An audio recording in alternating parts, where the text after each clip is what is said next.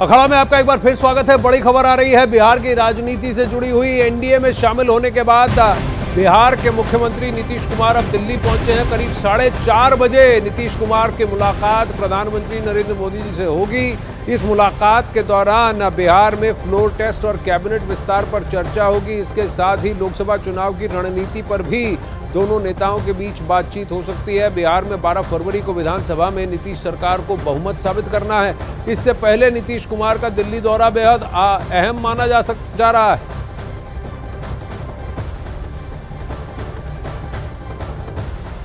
कहा यह जा रहा है कि बिहार की 40 सीटों पर अब बीजेपी और नीतीश कुमार के साथ आने की वजह से एनडीए अधिकतम सीटों पर काबिज हो सकती है। पिछली बार 17 सीटों के करीब बीजेपी को यहां मिला था, लेकिन अब की बार कम से कम 30 सीटें जीतने की कवायद में लगी हुई है। 40 से 40 की 40 सीटें हम बिहार में जीतना चाहते हैं, यह जमीन पर नारे लगाए जा रहे हैं। लेकिन अगर 370 के उस आंकड़े तक बीजेपी को पहुंचाना है तो बिहार में बीजेपी और नीतीश कुमार एनडीए का सक्सेस बहुत आवश्यक है।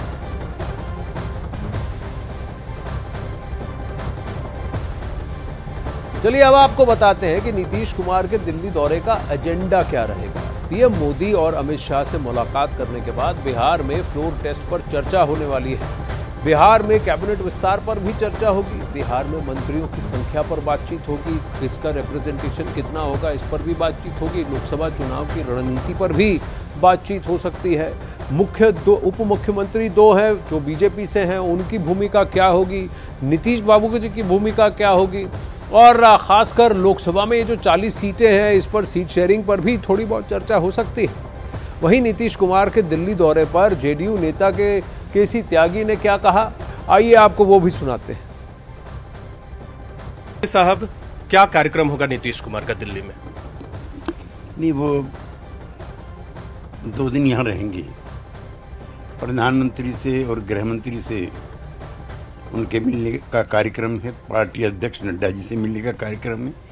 और यूं भी नई हमारी गठबंधन की सरकार बनी है तो शिष्टाचार के नाते एक ये रवायात भी हैं, रस्में भी हैं जी। तो वो दिल्ली में 2 दिन का उनका प्रवास है।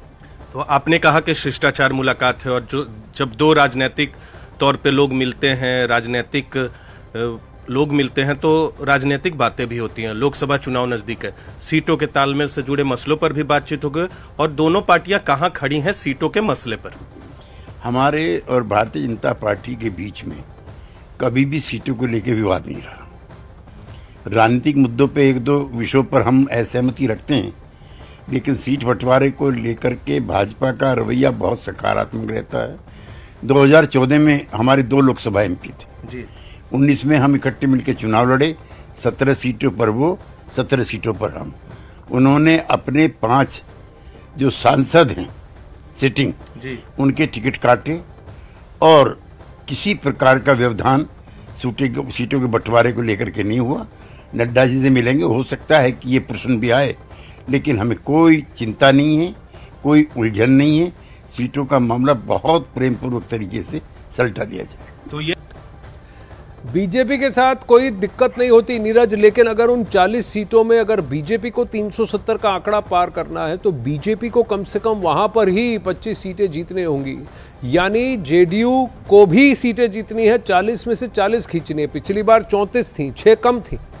तो इस बार कैसे ये बंटवारा होगा? और इस बार तो बीजेपी का पलड़ा और भारी है पिछली बार के मुकाबले।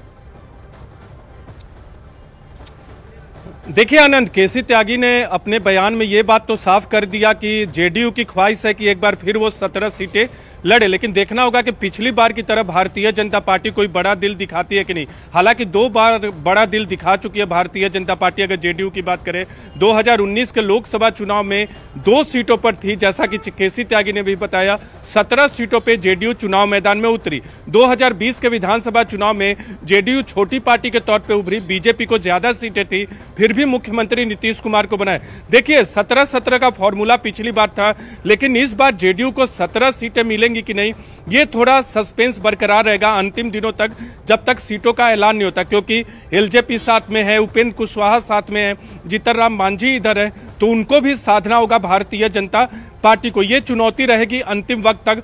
हो सकता है इस बार जेडीयू कोई बड़ा दिल दिखाए, लेकिन थोड़ा इंतजार करना होगा। जेपी नड्डा से जब मुलाकात होगी, अमित शाह से जब मुलाकात होगी, तो इन तमाम कंटूर्स पे दोनों नेताओं की बातचीत होगी, दोनों पक्षों की बातचीत होगी। लेकिन पिछली बार 40 में से 39 सीटें जीती थी। प्रधानमंत्री नरेंद्र मोदी ने कहा कि 400 के पार एनडीए जाएगा। तो बिहार में तो एनडीए का बड़ा घटक दल है बीजेपी के अलावा, तो 400 के पार में बीजेपी का टारगेट है कि 10% बिहार से। आप पिछले बार एक सीट जो कांग्रेस जीती थी, वो सीट भी भारतीय जनता पार्टी या एनडीए के खाते में। ये कोशिश होगी। प्रश्न ये है कि 20, 15 और 5 का कहीं इक्वेशन बनेगा कि नहीं, कि 20 सीटों पे कम से कम बीजेपी लड़ेगी, 15 पर जेडीयू और बाकी जो दल हैं उनके बीच में बाकी की 5 सीटें बांट दी जाएंगी, क्योंकि 19 के मुकाबले 24 में सिचुएशन अलग है। नीरज, आप बने रहिए।